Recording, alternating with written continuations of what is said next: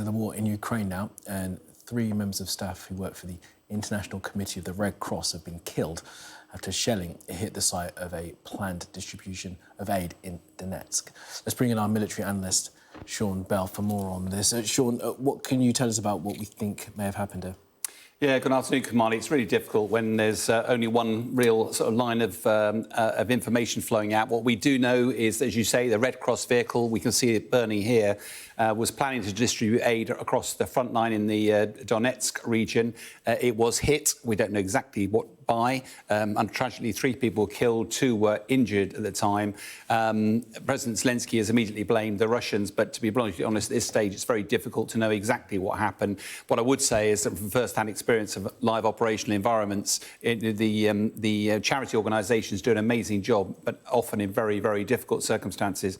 Interestingly, there's also reports of a St Kitts flagged bulk carrier ship, the Aya, that was apparently fired upon by a Russian missile attack. That's a 27-year-old carrier. It apparently was carrying grain. President Zelenskyy confirmed that it had been hit, but also said that the ship was outside Ukrainian waters at the time. As ever with these things, it's quite difficult when it's at sea to actually verify. I'm sure more will flow on that.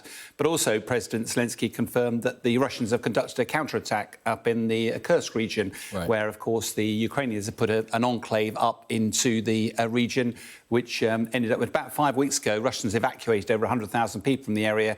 Now, whether this is actually the sign of something major from the Russians, it could be. They're trying to push everybody out. To do that, though, it's a big operation. They'd have to move troops in, and we've not seen evidence of that at the moment. It seems they want to prioritise elsewhere. Or it could be putting a ring of steel around, stop the Ukrainians expanding any more, and actually just preparing to deal with it in due course. Interesting. And, of course, for the past few days, we've heard the Ukrainians asking again and again to have the licence to use long-range weapons against Russia. Are we getting close to America agreeing to that, do you think, Sean? Well, part of the reason we're discussing it is the war is not going well for them in the Donbass region, Russia on the front foot. President Zelenskyy is appealing for more weapons and the freedom to use them as he sees fit.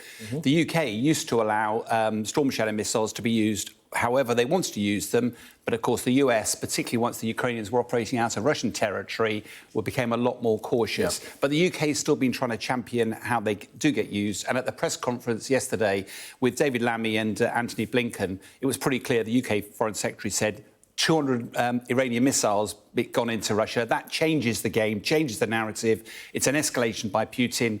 We need to do something, clearly trying to apply pressure on the Americans.